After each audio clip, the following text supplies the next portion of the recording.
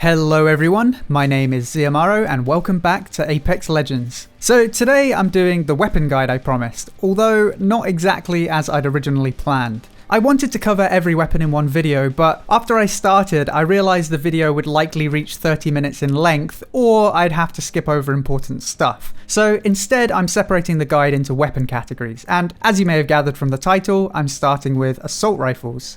These are basically your all-rounders in Apex Legends. They have moderate-sized mags, they can get headshots at 300 meters with a good headshot modifier, and they have middle-of-the-pack kill times. They're by far the most versatile weapons, and they're almost like the standard by which you measure every other weapon category. The main downside to assault rifles is, compared to SMGs, shotguns, and pistols, you move slower while ADSing. While holding an assault rifle, as soon as you aim down sights, you'll be moving at half the speed you would if you were hip firing. Compare that with an SMG, while ADSing with one of those, you only lose 15% of your hip fire speed. What that essentially means is, between maybe 10 and 40 meters, an equally skilled SMG wielder might edge you out by dodging shots better than you can, thanks to their superior ADS movement speed. Any closer than that and you can just hip fire, so it's not an issue. Any further and the SMG can't get headshots, so you have the advantage again. But that 10 to 40 meter range is actually pretty common in Apex Legends, so while skill will usually play a bigger factor, it's something to bear in mind when you're facing equally skilled opponents with different weapon types. My suggestion would be avoid ADSing with an assault rifle at close range to dodge shots better. In terms of attachments, the main thing to note is that assault rifles can equip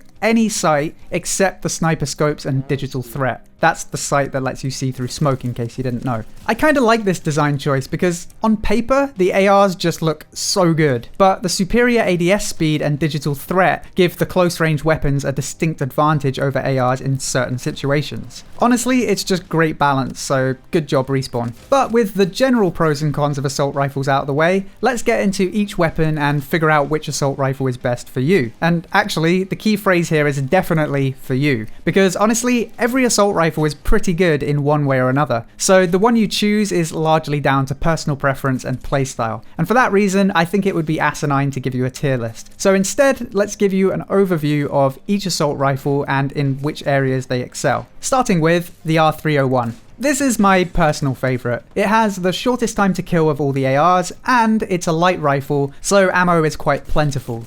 The main downside is the low damage per mag. Light weapons tend to have less damage per shot and higher rates of fire, so they're kinda punishing if you're not hitting your shots. To illustrate, with a purple extended mag, you still need to have around 50% accuracy to one-clip someone with an R301. Most people won't achieve that. Actually, that would be high accuracy even for a pro player. So your main downside is you'll likely have to reload once or twice to kill someone when they're aware of you and actively dodging. If, on the other hand, you manage to catch someone off guard and they're standing still or moving predictably, then you'll probably be able to be sufficiently accurate to one-clip them and take advantage of that superior kill time. So when do you pick the R301? Well, if you're really confident in your aim, or you often flank and take off angles to catch people off guard, the R301 is probably the best assault rifle for you. It has the best burst of all the rifles, but it does require decent aim, and it only really comes into its own once you have an extended mag, sight, and barrel mod.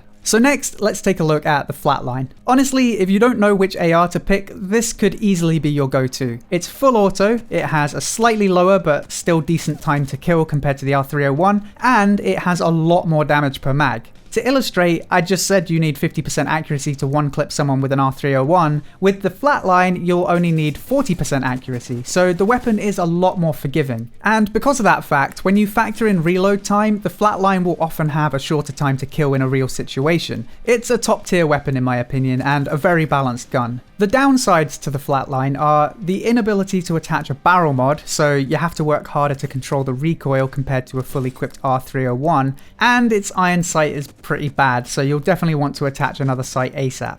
With that being said, both of those downsides are pretty easy to overcome, so honestly, I think it's right up there with the R301. Next up, the Hemlock. This is one of those guns you'll either love or hate. It has the longest time to kill of all the ARs, and it only has burst and single fire modes. But what it lacks in killing speed, it definitely makes up for in laser-like accuracy and very good damage per shot. I would even go as far as to say it's the best assault rifle for medium to long range engagements. So if you like to hang back and shoot from range, this is a great assault rifle for you. Up close, don't be fooled, it's certainly no slouch, but it can be edged out by SMGs, shotguns, and even the other assault rifles. It's worth noting that most Hemlock users favour single fire over burst, so make sure you try this out in single fire mode. And finally, we have the Havoc. There's actually quite a lot to cover with the Havoc, but if I had to tell you what I thought the worst assault rifle was, I'd probably say the Havoc, but only when you don't have the required attachments. Without a turbocharger, the Havoc takes almost half a second to warm up before firing.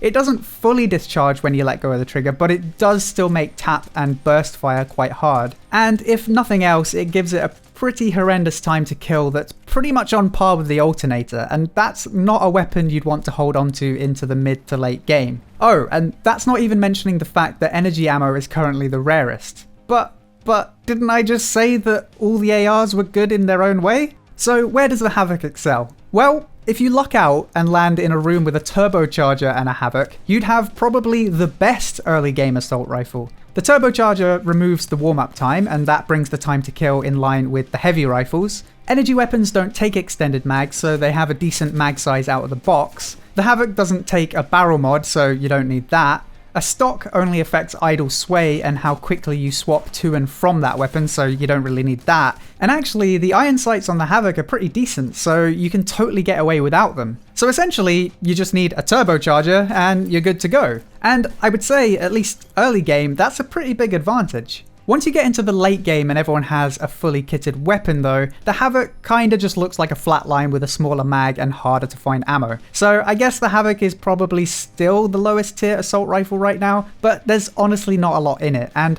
there's a lot to be said for just liking the feel of the weapon. So if you like the feel of the Havoc more than the Flatline, just go nuts. It's still a decent gun. One unique feature of the Havoc is its ability to attach two different kinds of hop-up. If you attach a select fire to the Havoc, it essentially becomes a railgun. It's the only weapon in the game that has a hit scan mode. Everything else uses projectiles, so they have a travel time. The main problems with the select fire Havoc are that, one, it still has that blasted warm-up time, so it's still pretty difficult to use. And two, even though it's hit scan, it also gives you damage fall off, something that no other weapon suffers from. So sure, you'll be able to land shots more easily on distant targets because you don't need to adjust for bullet speed or drop.